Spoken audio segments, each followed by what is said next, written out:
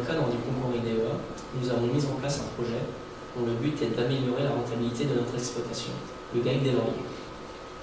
C'est une ferme familiale gérée par deux frères, Gérard et Michel. Elle est située dans la région de la Marne, et plus précisément dans la petite région de la Brie-Champenoise.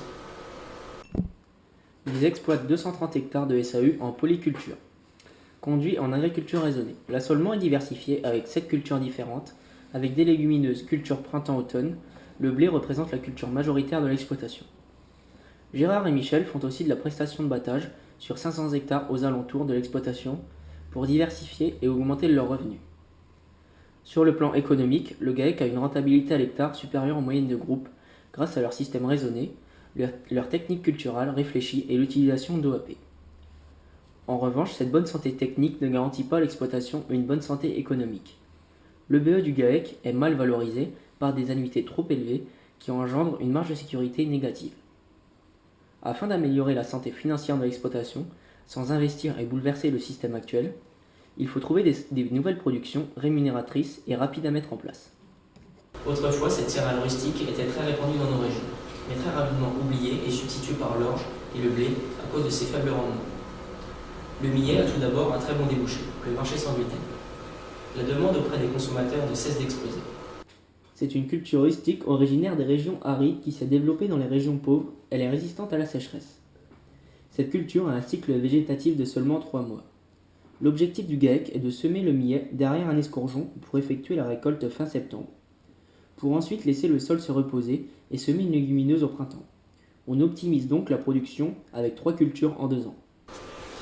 Produire du millet ne demande aucun matériel spécifique.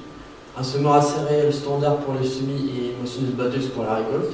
En revanche, lorsqu'on récolte le millet au mois de septembre-octobre, il faut quand même assurer un séchoir afin d'avoir un produit de qualité qui respecte un taux d'humidité.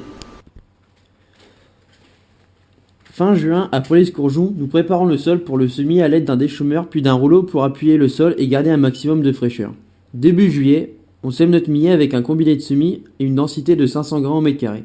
À la suite de ce travail, un nouveau coup de roule est nécessaire pour améliorer le contact entre le sol et la graine. Pour le désherbage, un simple coup de RC-Tri suffit dans les premiers mois. Cependant, si l'année est favorable à la levée d'adventices, on peut avoir recours aux herbicides. La fertilisation est minime, 60 unités d'azote, de phosphore et de potassium. La récolte s'organise fin septembre à début octobre quand les conditions sont optimales. Le grain est séché à la ferme jusqu'à atteindre un taux d'humidité de 12%, sinon il y a des frais de séchage lors de la vente. Le marché sans gluten ne connaît pas la crise économique. Un millet de qualité est vendu 350 € la tonne. Sur les 25 hectares, on estime un produit de 40 500 €. En face, les charges de mécanisation, 13 327 €. On obtient alors un EBE positif de 27 000 €, auquel on enlève 1 555 € de charges dues au séchoir. La variation du résultat courant est de 25 000 €, soit 1 025 € par hectare. Notre millet permet une augmentation de 24% de la marge brute, celle-ci passant de 702 à 870 € par hectare. Le GAEC réintroduit une culture ancienne dans son assolement avec tous ses avantages agronomiques. C'est une culture qui est très facile à cultiver. Enfin, le point fort, c'est qu'il permet de faire 3 récoltes en 2 ans. C'est très bien valorisé par les produits sans gluten.